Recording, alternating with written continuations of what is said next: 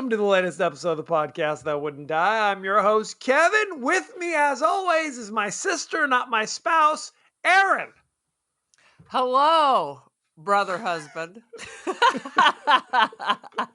This is how we do it.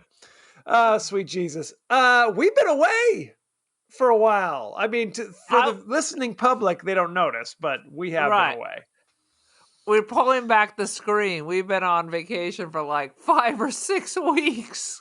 Something ridiculous, like since mid-May. And again, you're not going to listen to this till God knows when, humble audience. But it's been a couple, like almost 2 months. We've been away from this. So if there's now we can never take a day off because we burned through all our bank time.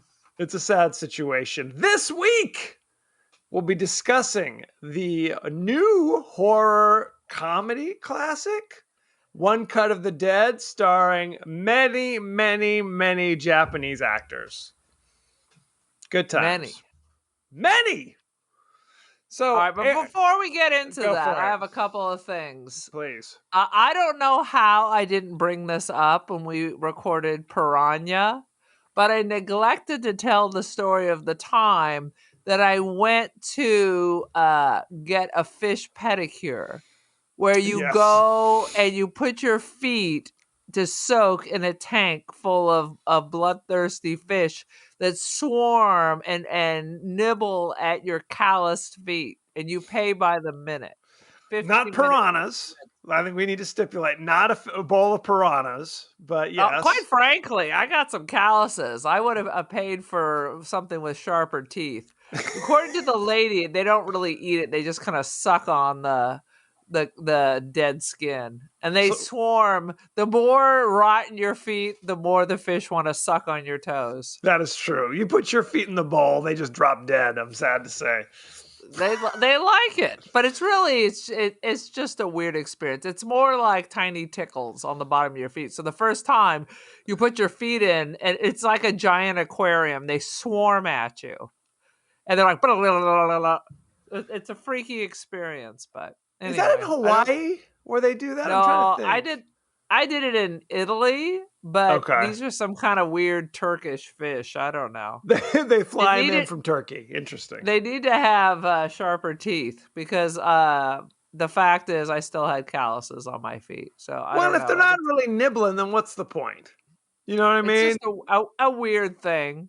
They said it got so cold the previous year that all the fish died. So I was like, We don't leave them out in the snow, typically. No, this was inside, so that made no sense to me. They just turn off all the power on the weekends, and they came back. It was just a block of ice. I don't know. Just a block of ice. Erin, give us your 30-second synopsis of One Cut of the Dead, please.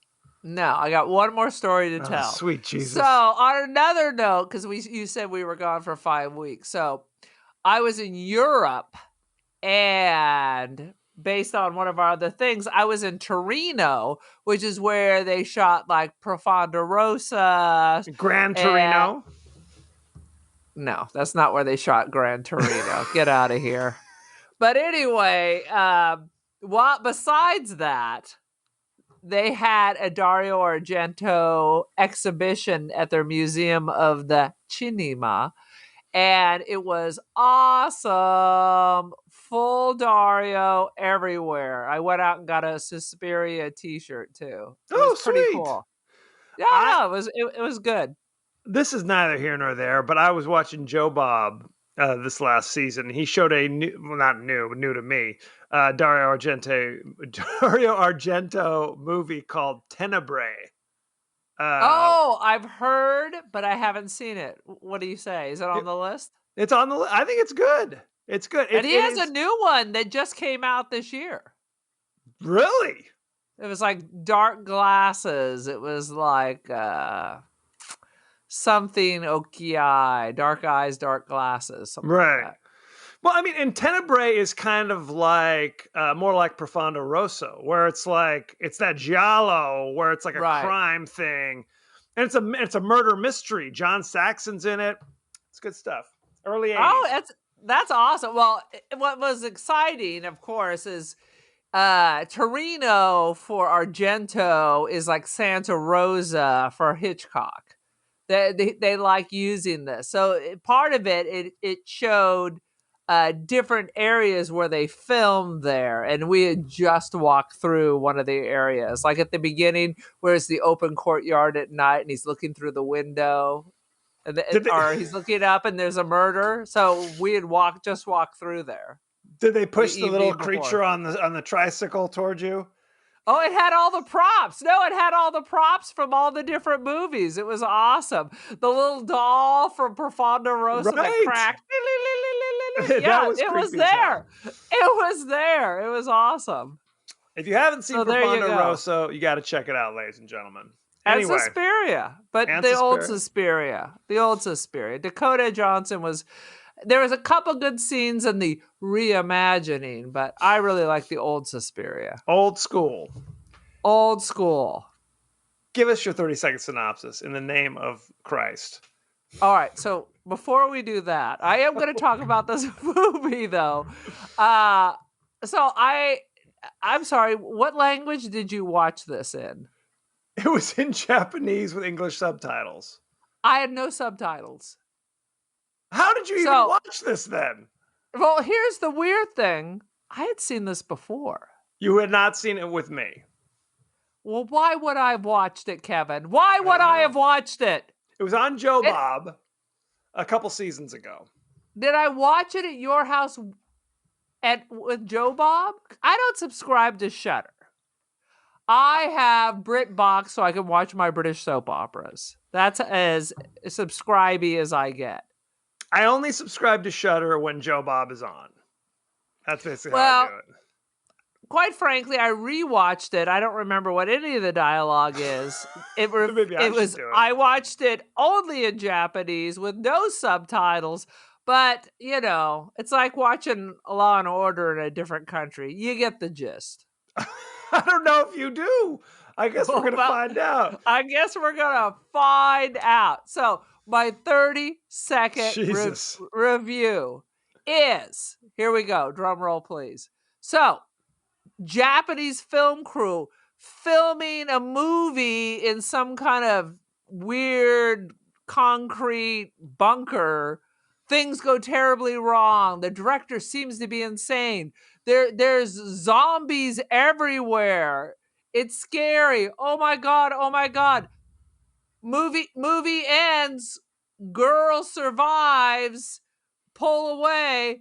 Hey, that's the shortest movie I've ever seen in my life.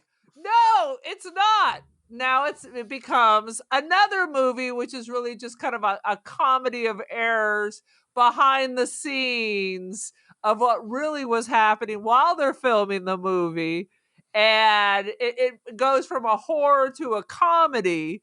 And then at the very end, they do the end credits where it's the real behind the scenes. That's correct. I noticed because at first I was like, what the, I watch so many movies with you that sometimes it takes 20 minutes in before I'm like, I've already seen this. Well, so you think you've seen it before, but you don't know when. Is that correct? Correcto. I had to have seen it with you. What do you think? I was just sitting around. I was like, I was going to watch Westworld, but I'm going to watch some Japanese horror movie I've never heard of in my entire life before. Somebody told me about this movie. My buddy Tori mentioned it, like texted it to me. People do this. When you host a horror science fiction podcast, random people will just text you, hey, have you seen this movie? Or like Brianna and Tim do, our sister and her husband. They'll send us, we're watching TV and this weird thing is happening. What movie could this possibly be from? Anyway, but my buddy Tori texted me, One Cut of the Dead. Have you seen it? And I was just like, no, I've never even heard of it, whatever. And you kind of file it away. Then it was on Joe Bob. Joe Bob showed it to me. I knew nothing about it going in. I knew it was a Japanese zombie movie, and that was it. But I really liked it. I'm getting the sense that you were not as enamored with it. Because you didn't speak the language, or what? No. At first, I was like, ugh. I wasn't excited with the horror part, but I really enjoyed the second part more. Right. That's what does it. That's what sells it. Is the behind the scenes. Because basically, okay, I gotta just jump It was in. a lot of the first half was a lot of stereotypical, Yes. what I would call Japanese acting with the girl, and but I did like the one guy who ended up being the comedy relief was Right. actually the scariest part of the scary part of the movie. Right. You're talking about the drunk guy?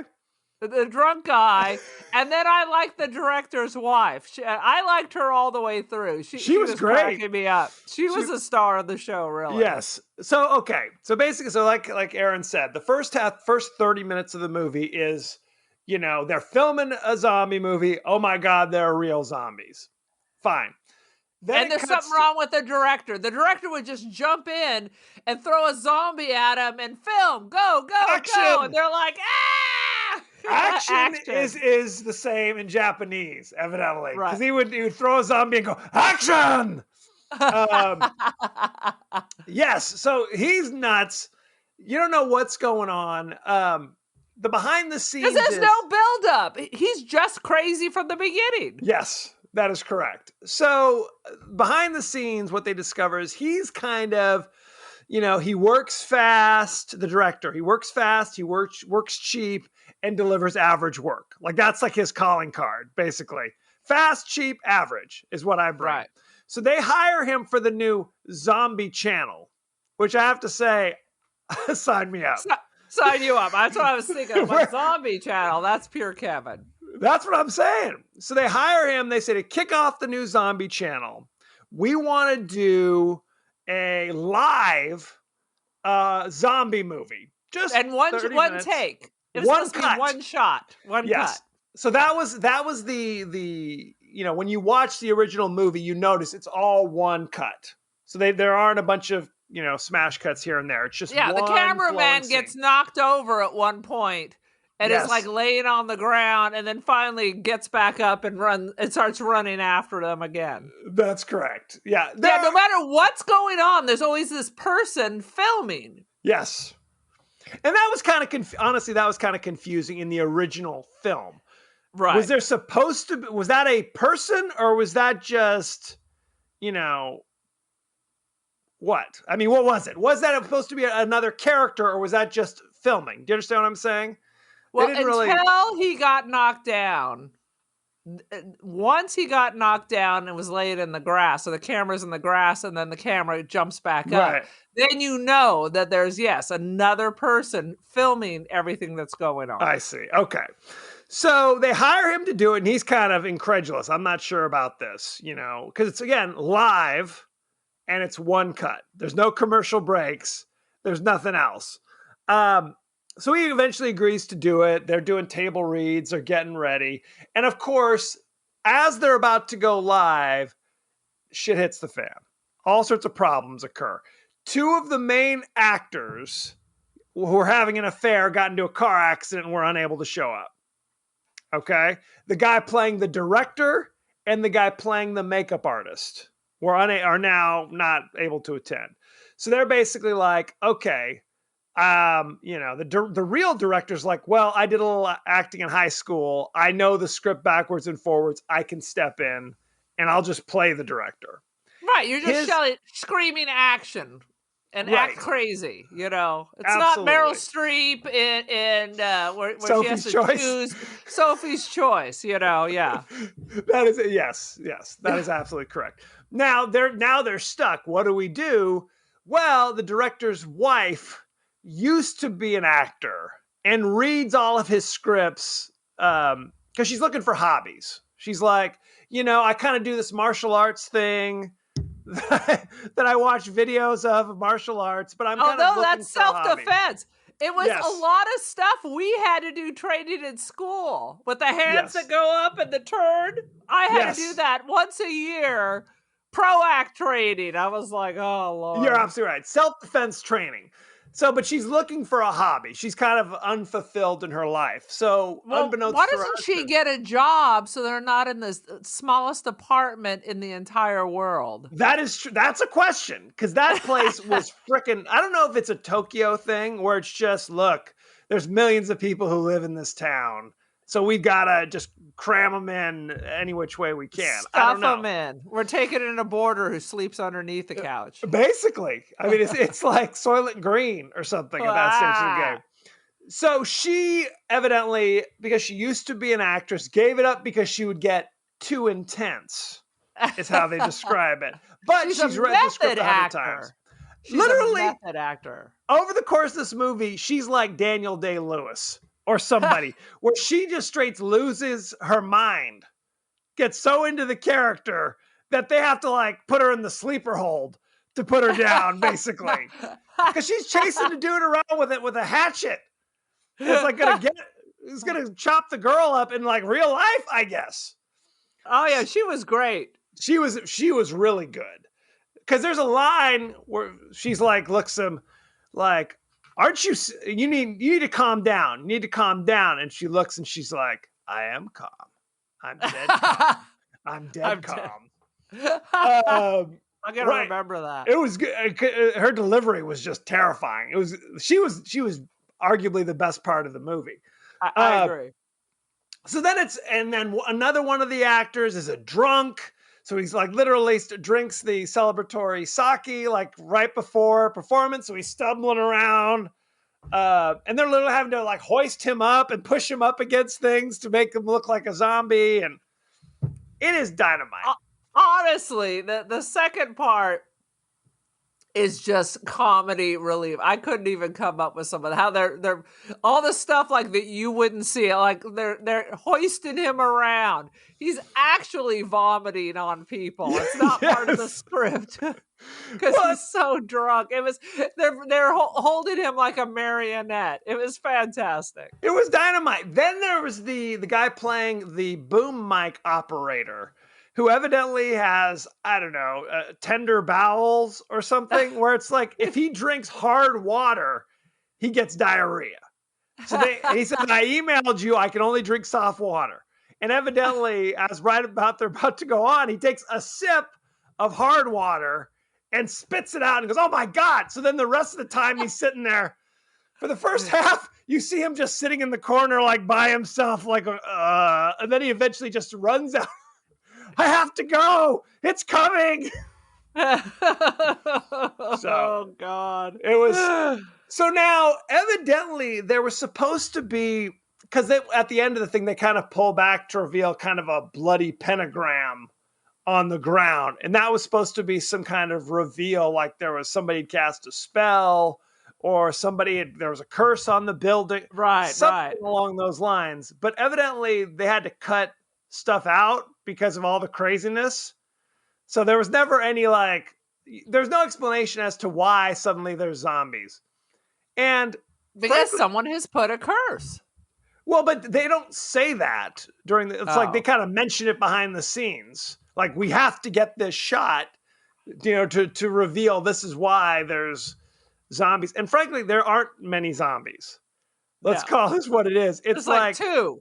There's two who chase you from one end. Well, it's like, what happens? The drunk guy leaves, and then he's a zombie. Okay? Then he throws up on the other guy, and he gets turned into a zombie. And pulls his arm off. He pulls his arm off.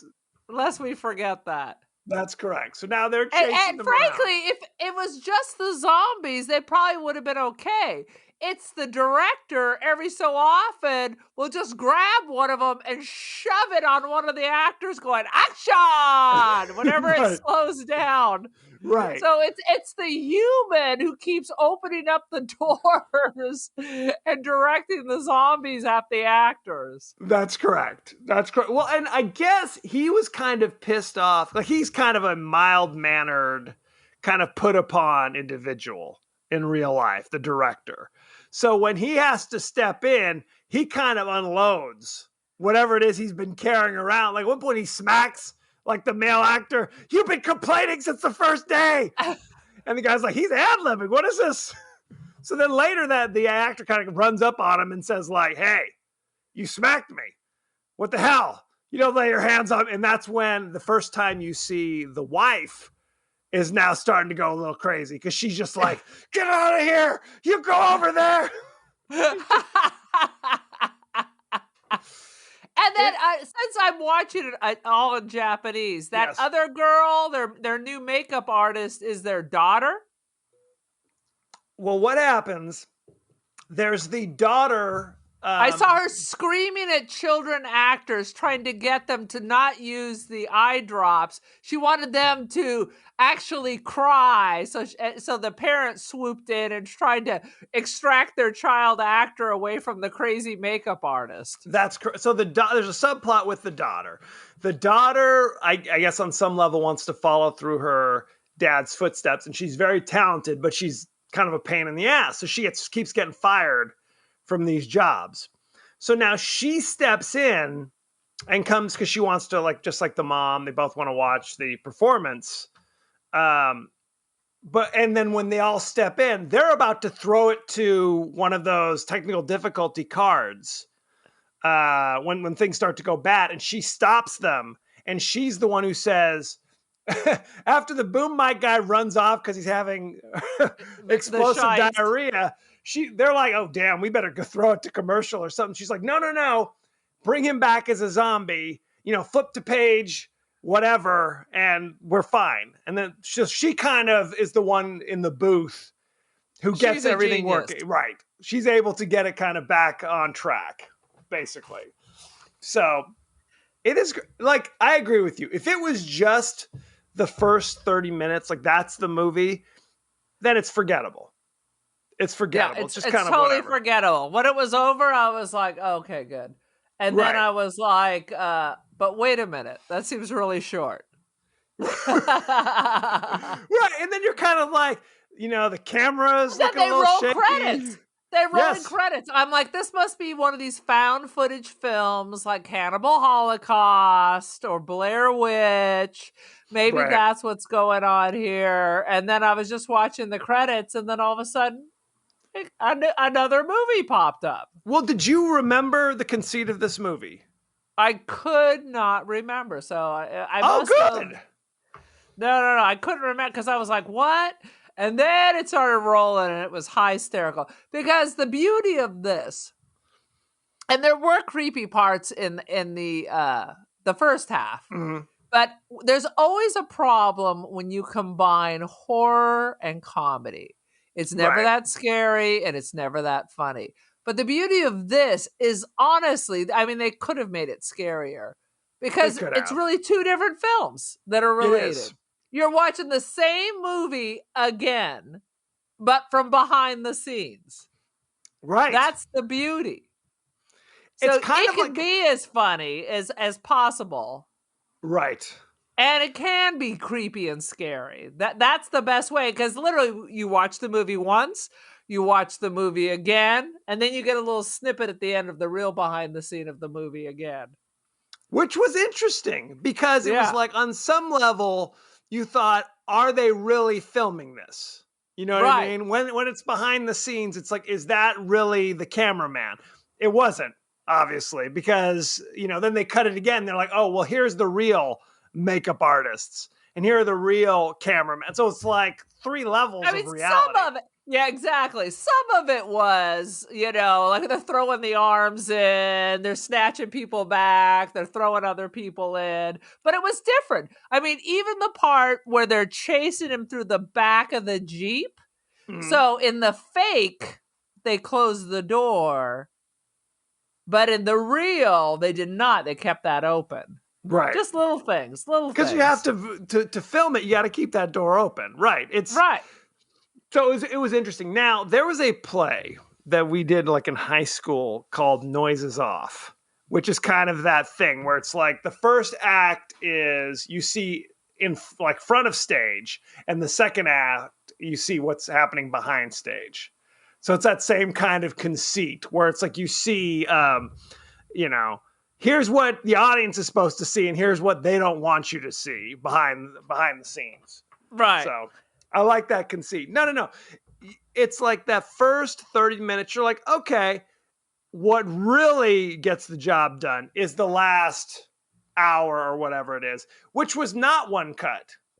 There were cuts all over the place. They were cutting from, here's the actor getting thrown up on, going, what the hell? ah! Yeah, So the first one was kind of a typical zombie movie, but it all seems to be just in one building and just the area around there. So after a little while, you're like, well, how many times is the director going to come in and push a zombie? I'm like, this is getting a little redundant. right. I was like, I was getting ready to be a Sour Patch Kid. And then all of a sudden I was like, oh, okay. But I would say the drunk guy was the funniest and the scariest. He covered both bases. There's a scene where the wife, the makeup artist, who's gone nuts and is chasing around the actress with the hatchet. And behind the scenes, you see the director like basically like shove zombies in the way to try to stop her. Like, slow her down. And she's so, because of all the self-defense videos she's watching, she does like a kicks this dude. Oh yeah, she was badass. She was like a ninja warrior. She was like high kicking people. She was rock and roll. No, she was great.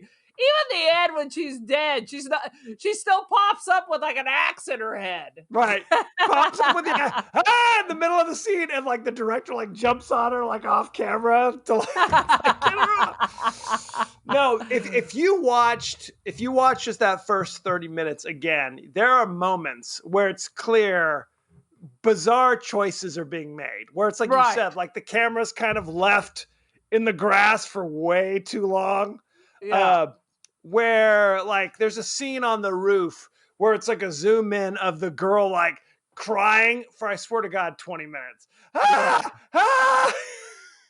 the zombie would freeze, and then she would like touch his finger and he'd come back to life. Right, like 3 times. Her zombie boyfriend, I'd be like, stop touching him. Well, he's frozen. Get the hell out of there. But then the second half explains what's going on. Things are falling apart behind the scenes, but it's one take, so they can't stop. Right. No. This is, if you have not seen One Cut of the Dead, it's on Shudder. I actually purchased it for $4.99, so it's part of my collection now. This is what I do. Okay, I collect. Thank God this is all like you don't have physical copies of these anymore, because literally you would need a storage shed for the amount of bullshit you purchase. Well, there are movies that I'm like, I gotta get this in 4K in like solid media. There are those movies. And then there are those movies that I'm like, oh, $4.99 streaming? Let's do it. Boom. Why not? Why not? What do you got for notes? Anything else? Well, I didn't really take many notes because at first I was a Sour Patch Kid. And then, I put axe in the head. Yeah. Drunk as a puppet. Yeah. The drunk guy as the puppet. That's the best thing. No, none of my notes are of any value, because once it switched over to comedy, I just stopped taking notes. Because you have to just let it wash over you. You got to wash over it. No, I recommend. Aaron recommends. I wrote Boom Guy Just Chillin', because there's a scene where the makeup artist is talking to the two actors, and they're just kind of talking, so, have any hobbies? And that's what she talks about. If an attacker comes, then you kind of dip your knee and you go, pum! So they're like, you have to say palm. She's like, yes, it's very important. You have to say palm. So if you listen, when people are like trying to stop her, you keep hearing her saying palm in the background as she's doing her self-defense stuff all the time. No, this was a delight. It's a delight. Like I said, of course, we're spoiled it all. Yep. But I'm always afraid that someone will watch the first 30 minutes and be like, screw this. Right. You gotta watch the whole thing. First 30 minutes do not suck. They're not horrible. They're just kind of like nothing special. That's exactly right. I put not many zombies, which we talked about. There's like I think a grand total of like 3. And they're all members of the crew. Like you don't see some scraggly looking dude rolling along. I wrote Zombie Channel. I'm gonna write, maybe if I actually knew what anyone was saying at any time, that maybe that would have added to the enjoyment. I'm trying to think what I'm channel. trying to think, is there a zombie behind you right now? There is. For some reason, I'm recording and people are coming in, slamming doors, opening things. Are we about done? Is your child trying to escape from this prison? Are you human trafficking? What's happening? It's hot, so he's trying to close the window so he can turn on the air. That's how we do in this is house. that the rule? That's the rule. Let's see. Did you notice that everybody was wearing shirts that were written in English? Yeah, I did Everybody. notice that. One Cut of the Dead. Well, not just that was, but just like the daughter was wearing just like a random shirt that had words written in English. Because everybody loves America. It's true. I had and you see this in America where people have like tattoos of kind of Asian script. Soup. Right. Like I had a friend who went to Japan for 2 years and was teaching English while she was there. And she said people would wear like t-shirts with just like innocuous English words like spoon. We all would say on their shirt. So. That's kind of funny. With the right font, that could work. Maybe that'll be my next million. Yep. Any other thoughts and feelings? I put a view of the crew recording the crew. Yeah, that was funny. That was good. Funny. Good stuff. Good stuff. Shall I was trying to remember. We watched a Japanese film with a tough guy. Remember that? And for some reason, I kept thinking that dude was in this movie. Do you know what I'm talking about? It set us on a spiral that we'd seen one of his movies before. Well, what did we watch? We watched Battle Royale. Was it one of the baddies from Battle Royale? It might have been like the former teacher who was on like the host. Yes, that's exactly it. Good call. Thank you. I have the COVID brain because I of course got COVID in Europe like everyone else in America this summer. Good old COVID brain. Good old COVID. Well, it's a good excuse to now then just only be walking around for 3 hours out of the day and the rest of the time laying in bed watching Westworld and reading books. I'll tell you what, when I got COVID in mid-May. It felt like crap for about a day and a half, and then it was just a week of me laying in bed, catching up on shows, watching movies. There's movies I watched and I'm like, oh, we got to do this on the show. We got to do this one on the show. So it was time well spent.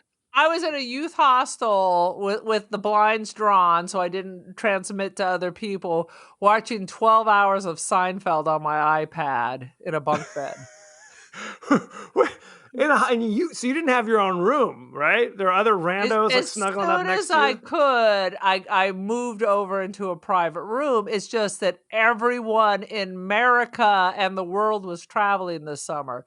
So all the privates were taken up. So it's N95 24/7. Sweet Jesus. Are you ready for behind the scenes?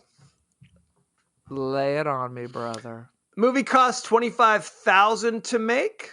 And made over 25 million. Good job. Good job. Them. I like different. I like clever. And this was both. The first 37 minutes was actually shot in one take. And it took 2 days and 6 takes for the cast and crew to get the perfect one. Wait. There you go. What? They had to keep trying. It took them 6 times to get it right over the course of 2 days. Yeah, because I was like, wait a minute, it was one take and they just didn't sleep for 2 days? I mean, how long is this fucking movie? I got you. They just had to keep doing it over and over until it was correct. Right. Now, they didn't do it 24 hours a day. I mean. That's what I'm saying. I'm like, wouldn't this movie be much longer? It wouldn't be 30 minutes if it was one take and it took 2.5 days. This is like now like a Warhol-esque thing where they just point the camera at the street. You could just sit there for 3 days. Most of the cast paid money to be in this movie. Oh, I would have paid to be in it. At least initially, because this was a final product of an acting and directing workshop called the ENBU seminar. So it was like a class that they took. And Sign me up, Kevin. Not bad. The original title was Kamera wo Tomorrow na, which in Japanese means "Don't stop shooting." Okay. Yep. The cast performed the one-take scene perfectly on the second try, but a crew error led to the camera stopping during the take and it being unusable. They were all fired after that. That's when the rage begins. That's when the rage shot in 8 days. Yep. An early scene in which the director berates the actress for being insufficiently terrified is a sly reference to the filming of The Shining, during which Stanley Kubrick famously bullied Shelley Duvall to get a better performance. Mm-hmm. There you go. The blood splash on the camera and the hand wiping it off is real and not a post-production effect. Oh, it was great. It was great. I like the little sprinkles on there. Because you can tell they do that every now and then, and you can tell it's been added digitally. I like a little slop on there. You like just a little slop. Well, how about the girl at the end when they're doing the behind the scenes when she's chopping up? Yes, squirting her boyfriend. Right in her face. And yeah, the guy has a hose. He's just like spitting blood in her face. It's just coated. It's so disgusting. Good times. One more. The actor Manobu Hosai, who played the zombie in the pink shirt who bites the assistant director, was actually drunk when filming that part. So there you go. I guess if you're paying, you can do as you please. You can do what you want. It's anything goes at that stage of the game. Let's talk about the cast. There really isn't. I mean, they're not actors that I'm familiar with. The director was played by Takayuki Hamatsu. You know him from One Cut of the Dead, something called Kamen Rider Revice. I don't know what that is. Kingdom 2. Okay. This is Chinatsu. What's the wife's name? I don't know. What was the wife's name? It was played by Yuzuki Akiyama. And you know them from Kamen Rider Revice, One Cut of the Dead, Bishinari. There's a lot of Japanese names here. A lot of Japanese names in a lot of Japanese movies. That's true. I'll do one more. Now was played by Harumi Shuhama. You know them from One Cut of the Dead. It's like they're all in the same things. Kamen Rider Revice. Is it like Ichigo, Matt Damon and what's his face, where they just keep showing up together? Pretty much. So that's all we need to know. Shall we talk about the rating? Yes. The rating. It's in the 90s, isn't it? 100%. Boom. 100%. Yup. Let's take a look. It's good, kids. It's good. It was good. Peter Bradshaw from The Guardian, 4 out of 5. It's a movie that rescues the tired zombie trope without insisting on metaphor or satire. Is that helpful? I don't know. Metaphor, satire. Okay. Whatever, dude. I don't know. I don't recognize any of these other names. So, I mean, I can read one if you want. But I won't. What is your rating? Oh, Rex Reed, of course, did not review this. So yeah, you Rex Reed. We were so excited for him. What did Interview Magazine have to say? Exactly. What was that magazine? George? Is that? I don't think that's right. That was John F. Kennedy Jr.'s, named after the founder of our country, George Washington. So there you go. Yeah, sounds pretentious. All right. So my rating is going to be 4 out of 5 zombies barfing in your mouth. Zombies barfing in your mouth. I will also give it 4 out of 5. I'm calm. I am dead calm. Yes, I will give it that. It is, like we said, first 37 minutes, fine. A little bland, non-offensive. Second, 2/3, 3/4, dynamite. And frankly, this is a movie for the whole family, in my opinion. I agree. I agree, because whatever trauma your 5-year-old would experience in the first 30 minutes will all be smoothed over and erased in the next, hour. Well, because it isn't that violent. They don't show you anything. It's just blood spray. And Little blood squirting. And an arm appearing. Oh, I just remember one scene. At one point, the wife, during the first 30 minutes, she's terrified, and she has her hand down, and she's holding hands with the severed hand. That's right. Well, because they think the one actor is just pretending to have his arm ripped off. I don't know how one pretends to do that, but they quickly realize, oh, not a joke. Not a joke at all. So, good time. So, thank you very much. Go to our page on Facebook at the podcast that wouldn't die. Go to our page on Twitter at TPodcast_TWDie. Aaron, are we on Instagram? Is this a thing? We are on the Instagram. Oh, we're so close. Let me see how many. We're almost at 1,000 followers. Although I monitor this son of a ding. Nobody gets a free pass. You either follow us or I'm dumping you and blocking you, you son of a whore. You get dumped and blocked. You get the hammer. I'm going to report you for human trafficking. We're at 998. Guys, help us out on that Insta, for goodness sake. That's right. And then once we get that, we only need 9,000 more followers to give us any value here. That is correct. So get on that. We are the podcast that wouldn't die on Instagram, and there's like an underscore after every word. That's a lot of underscores. You can also email us at the podcast that wouldn't die at Gmail.